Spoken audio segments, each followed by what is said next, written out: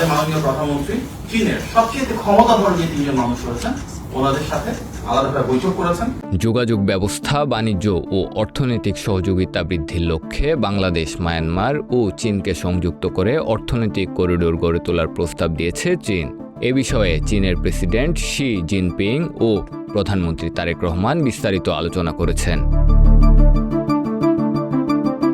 প্রধানমন্ত্রীর কার্যালয়ের মুখপাত্র মাহাদি আমিন জানান, শুক্রবার সকালে বেইজিংয়ের গ্রেট হল অফ দ্য পিপলে চীনের প্রেসিডেন্ট শি জিনপিং ও প্রধানমন্ত্রী তারেক রহমানের বৈঠকে প্রস্তাবটি উঠে আসে।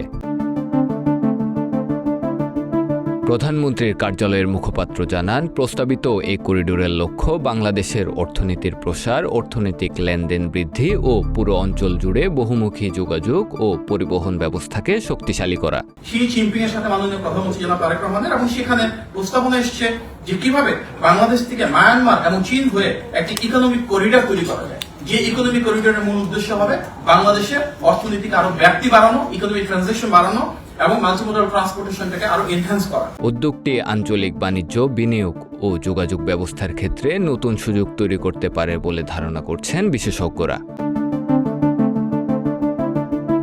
সামি আল সাদ আউন, প্রতিদিনের বাংলাদেশ।